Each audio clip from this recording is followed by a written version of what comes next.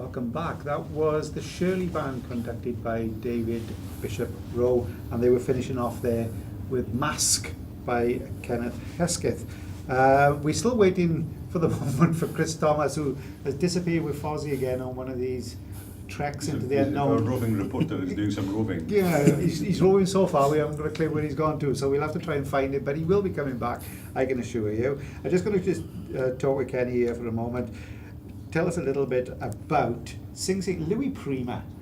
Now, this was written in, Sing Sing was written in 1931, which was 3 years before swing music actually came into effect. So it's a great He's an piece. innovator, a genius. It was. That was something else to do that. He had a great Gene Krupa. Gene Krupa on the drums, the drummer that he was at him. But I always like something about Louis Prima. Because on his grave epitaph reads, "When the end comes, I know they would all just say I was just a gigolo or gigolo." A gigolo. A gigolo. Oh, giggling gigolo. A giggling gigolo. So there we go. So when the end comes, I know they would all say I'm just a gigolo as life goes on without me. And when you're going to die, you may as well put something on your headstone. It's going to be Famous lyric, that one. that's a great one. Famous lyric. Stick that on your gravestone. It'll be you and lies, you and Fox, and lies and lies and lies. Told you I was I told you I wasn't feeling too well. That's Jonathan Bezuria is in there doing that one. There we are. So we've done epitaphs on gravestones for those ones there. So that's that piece there. So that was band number 9. Band number 10, which will be coming on in about 5 minutes' time, will be the Yorkshire Imperial David Urquhart Travel Band with their musical director, the newly appointed David Hamilton. They're going to be starting with Los Hermanos de Bop, Mark Taylor arranged, Sandy Smith. The Great Old March of the New Colonial by R.B. Hall. Over the Rainbow by Harold Arlen, arranged Ray Farr, which is a flugel soloist, Jeanette Baker. Shostakovich's Folk Festival, arranged by Howard Snell, and they're finishing off with Nightingale Dances by Matthew Hall, a piece I know very well from the past. So they're just coming up in a few minutes' time. A little bit earlier on, we were talking about the standard of solo playing that's been going on. It's been excellent throughout the day in all the sections. We've had a rock guitarist in the 4th section all the way up to here in the championship section. And one of the ones who's really impressed us is a young gentleman who was sat with us opposite. That's Steve Jones. He was playing trombone with Easington Colliery Band, played Autumn Leaves, a great jazz standard, played it magnificently. Steve, congratulations on your performance. Thank you very much. One of the reasons we've asked you to come up is that you graduated from the Royal Northern in 2014, I understand. Yep.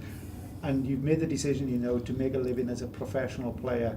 And Yeah. is that part of it, surely there's easier jobs to make a living with, but so it's a passion, surely, for you to do it. Yeah, I'm sure there are easier jobs, but when it's something you love, why not try and do it? And I just love it, picking up a trombone and playing. It's something that just brings me joy and terror sometimes, but mostly joy, wherever it is, whoever I'm playing with, whether it's a brass band or an orchestra or a trombone quartet or 10-piece, I just love it. I think it's great. So you were in college, how long were you at the Royal Northern? So was it 3 year or 4 year? 4 years. 4-year course from that there. So you come out of that there and then the real world hits you, and then how difficult it is for a young player? There's so many trombone players out there, brass players. There's only a certain market for them. How difficult is it to get your name known? How hard have you got to work to start making that career? It's really difficult. It can start with a little gig somewhere, and it could be the most sort of tiny thing that you didn't even think might be worth doing, but then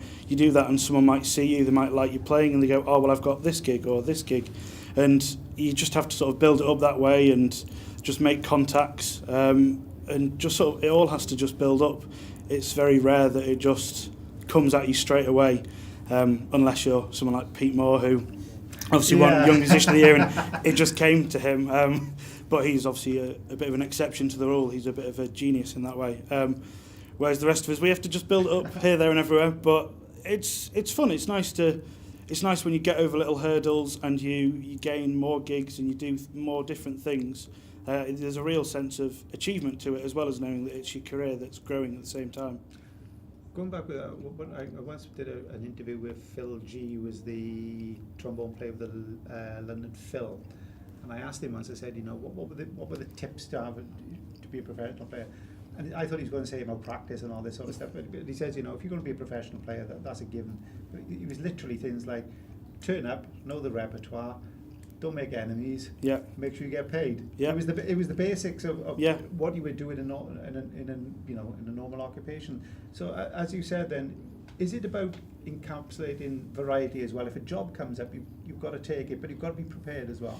Yeah, you've got to try for every job that's out there, really, because there are so many good players around that, as you say, being there on time and making sure that you tune up well and that you've maybe had a warm up before you go, so that when you start playing you're there straight away.